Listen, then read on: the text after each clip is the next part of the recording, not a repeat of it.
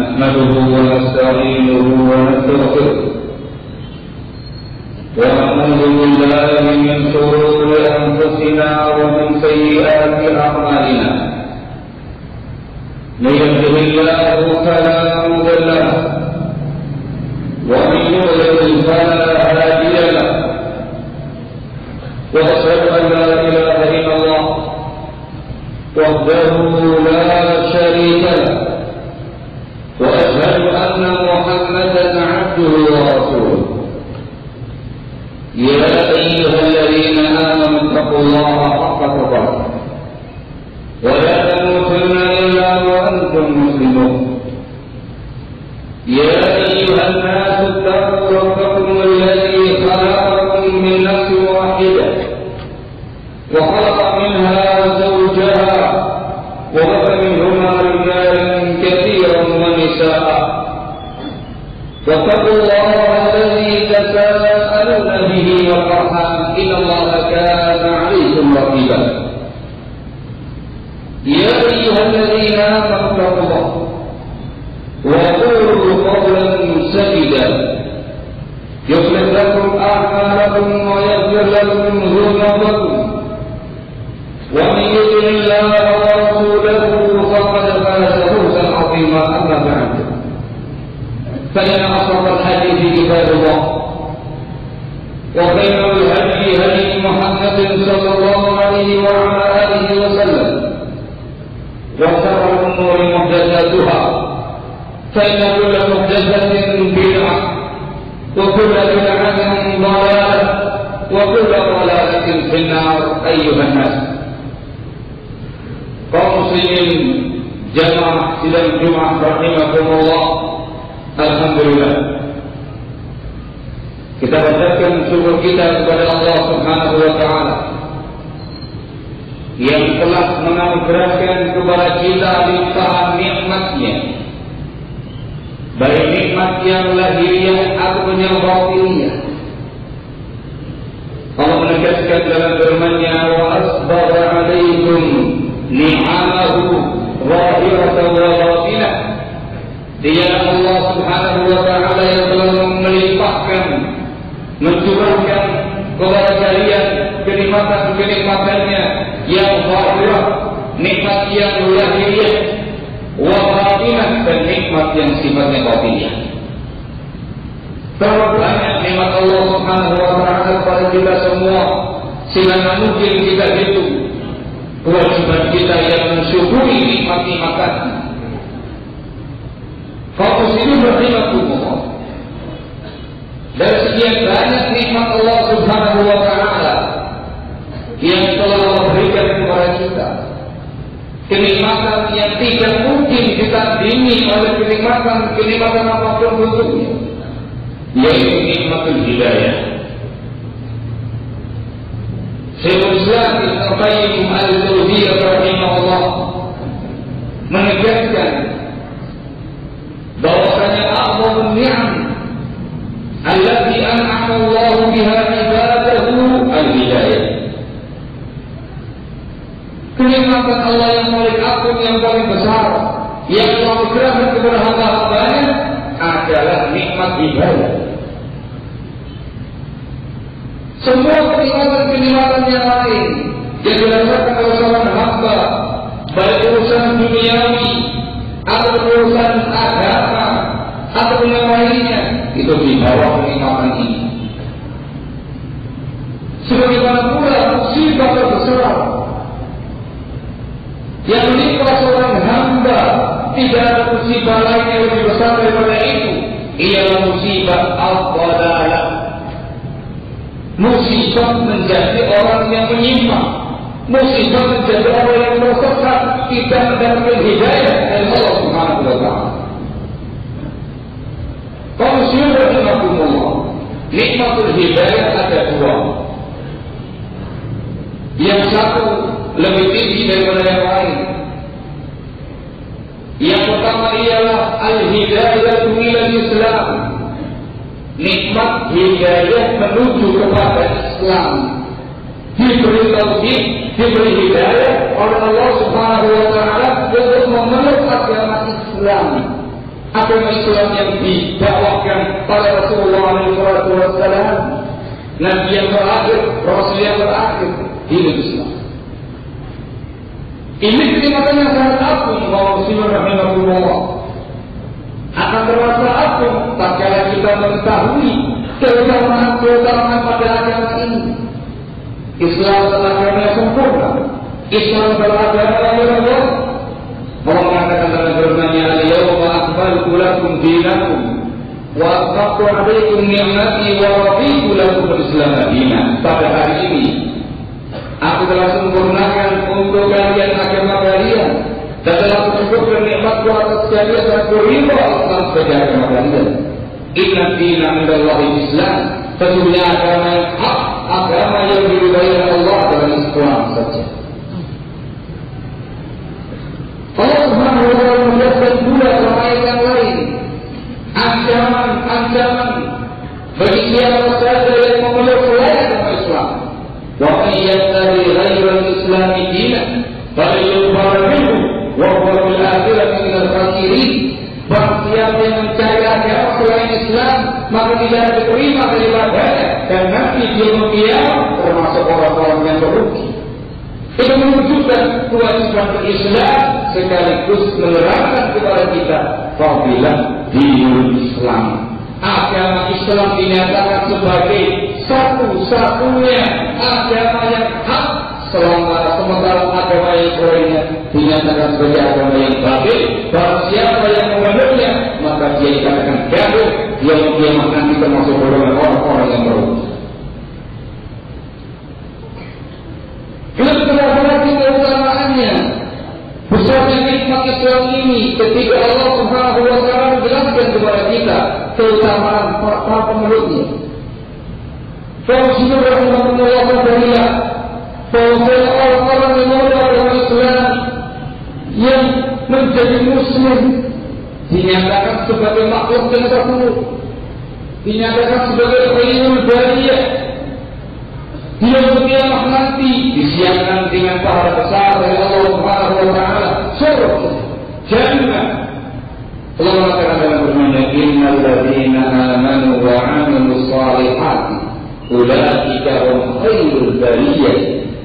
Sesungguhnya orang-orang yang beriman dan beramal saleh, mereka lah yang dikatakan khairul bariyah, sebaik-baik makhluk Allah. Jazaohum 'inda rabbihim jannatu 'adnin تجري من تحتها الأنهار خالدين فيها أبدا رضي الله عنهم ورضوا عنه ذلك لمن خشي ربه. Dikasih pahala jannah, dikasih keridhaan dari Allah Subhanahu wa Ta'ala, mereka kepada Allah, Allah kepada mereka. Itu bagi orang-orang yang memiliki rasa khasyah, rasa takut kepada Allah Subhanahu wa Ta'ala. Akan berterasa lagi betapa besar nikmat ini kaum muslimin rahimahumullah. Ketika seorang muslim itu berada atau tinggal di sebuah tempat yang minoritasnya adalah umat Islam, seperti di tempat kita sekarang,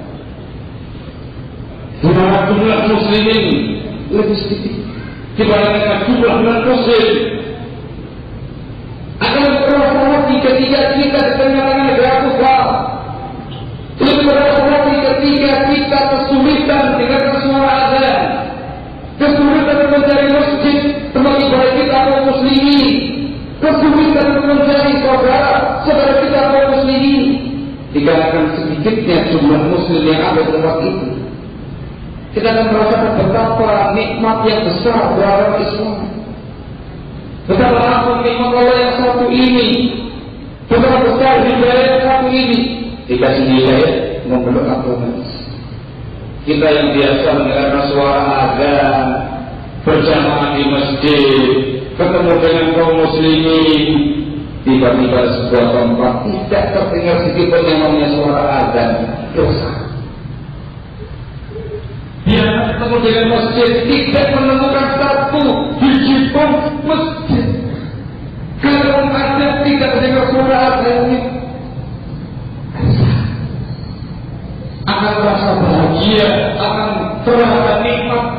Begitu di sebuah tempat yang semacam itu kita mendengarkan suara azan berkumandang, dikumandangkan seorang muadzin, ketika lafaz Allah dikumandangkan, terasa dingin jiwa ini, tentram hati ini, merasa bersyukur kepada Allah. Alhamdulillah bisa mendengarkan suara Allah.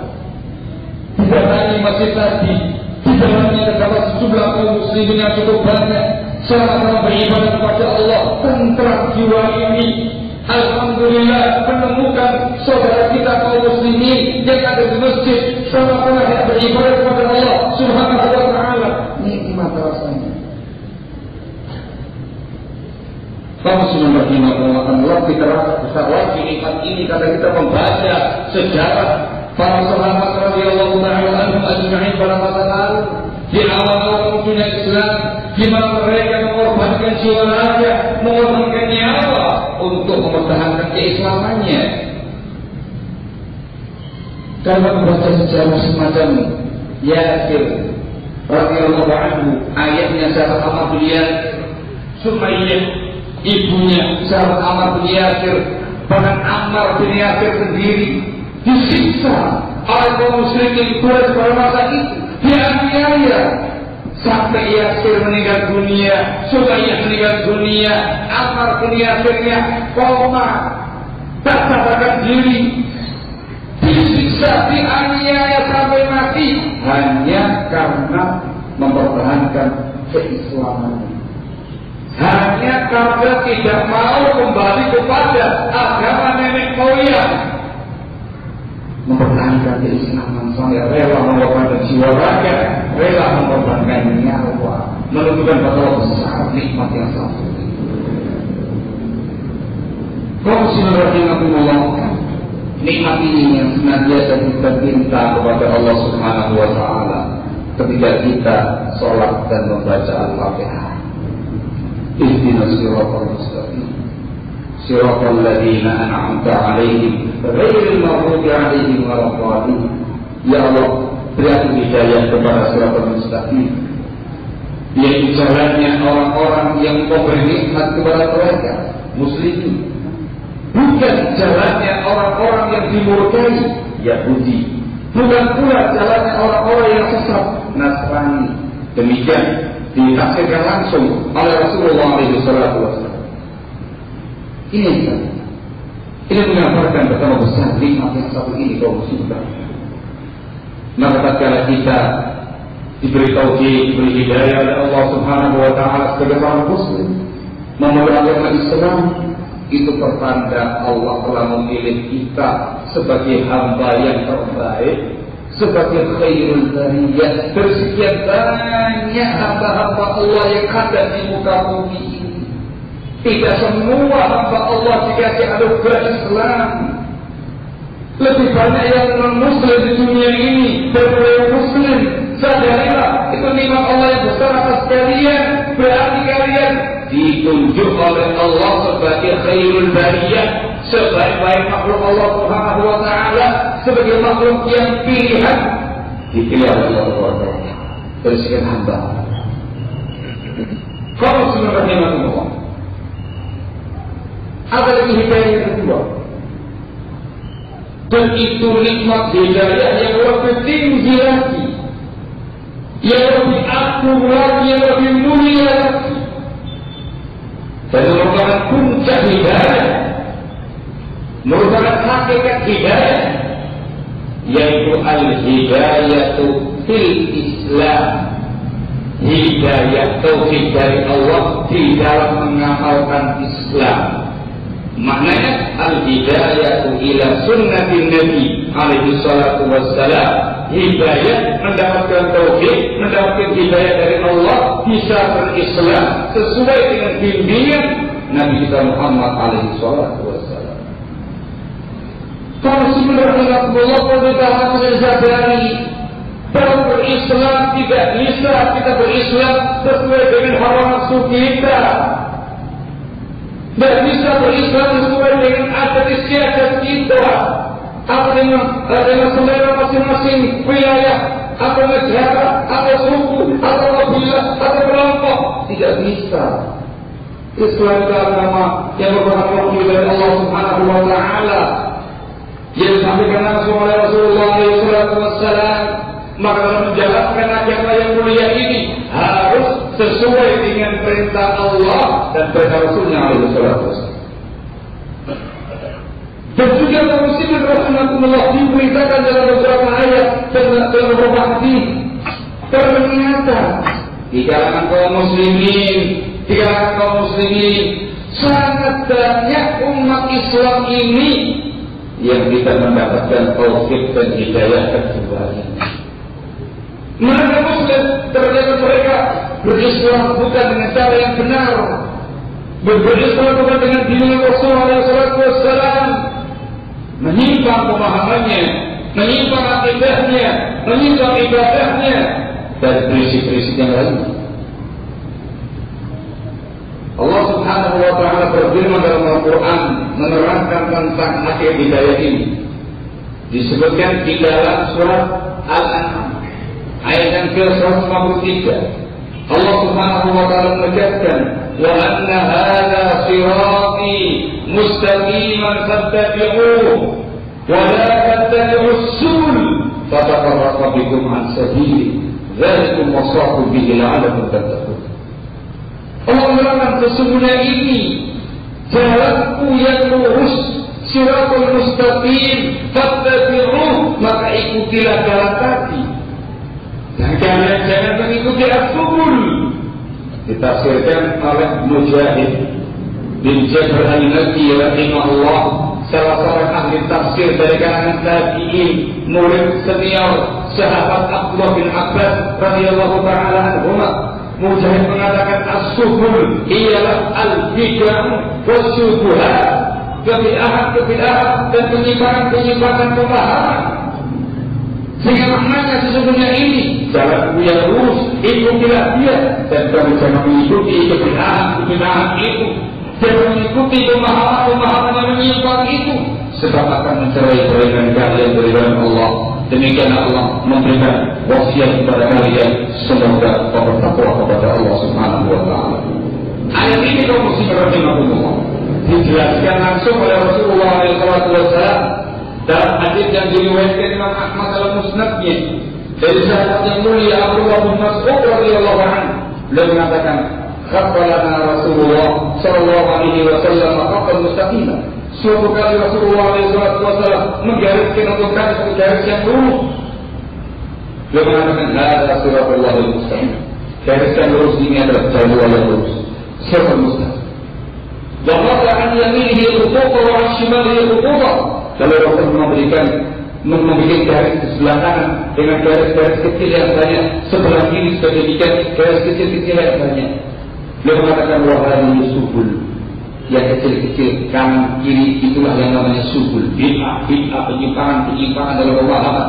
Beliau mengatakan, wa ala ra'si kulli sabilin minha syaitanun yad'u ilaih. Pada tiap-tiap penghujung jalan kecil tadi ada setan yang menyeru umat manusia masuk partai. Disebutkan oleh para ulama, setan di sini ialah setan bangsa manusia dari kalangan orang-orang yang menyimpang dari agama. Orang-orang yang punya pemahaman sesat, punya pemahaman yang menyimpang dari agama Islam, dari sunnah Rasulullah SAW. Kaum muslimin rahimahumullah, maka ayat ini sekaligus hadis yang menerangkannya menjabarkan kepada kita khusus untuk slogan Islam, khusus untuk lingkaran Islam. Di sana hanya ada satu jalan yang lurus, hanya ada satu siratul mustaqim, jalannya Allah, jalannya Rasul alaihi salatu wasallam. Dan Rasul memberitakan, Allah yang memberitakan di dalam lingkaran Islam ternyata terdapat jalan-jalan kecil yang pendek-pendek, yang banyak, yang semuanya itu dikatakan sebagai subul, jalan-jalan penyimpang. Artinya apa? Ternyata di dalam tubuh umat Islam banyak yang menyimpang, banyak yang tersesat jalannya, tidak sesuai dengan bimbingan Allah dan Rasulnya, tidak dengan jalur siratal mustaqim. Kalau mengenai kaum muslimin rahimahumullah, kita akan dari ada hidayah yang kedua. Tidak semata-mata berislam, Tidak semata-mata mengucapkan dua kalimat syahadatain, tidak semata-mata sebagai orang muslim, tapi harus lebih daripada itu. Kita harus berislam sebagai orang muslim yang sesuai dengan siratal mustaqim, sesuai dengan jalannya Allah dan jalannya Rasul alaihi salatu wassalam, dan waspada jangan sampai terkena jalan-jalan kecil yang pendek-pendek yang dinyatakan menyimpang tadi oleh Allah dan juga Rasulnya alaihi salatu wassalam. أقول قولي هذا وأستغفر الله لي ولكم ولسائر المسلمين والمسلمات فاستغفروه إنه هو الغفور الرحيم.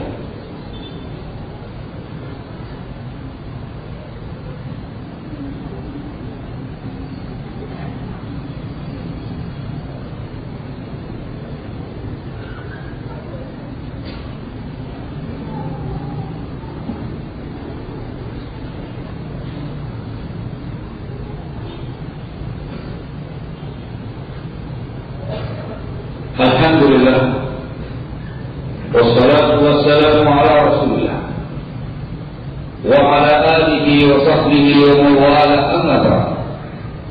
Kaum muslimin rahimakumullah, dalam sebuah hadis Rasulullah alaihi salatu wassalam menjelaskan kepada kita suasana yang terjadi di kalangan kaum muslimin yang merupakan sunnatullah pada kaum muslimin yang tidak mungkin dielakkan, yang tidak mungkin dipungkiri.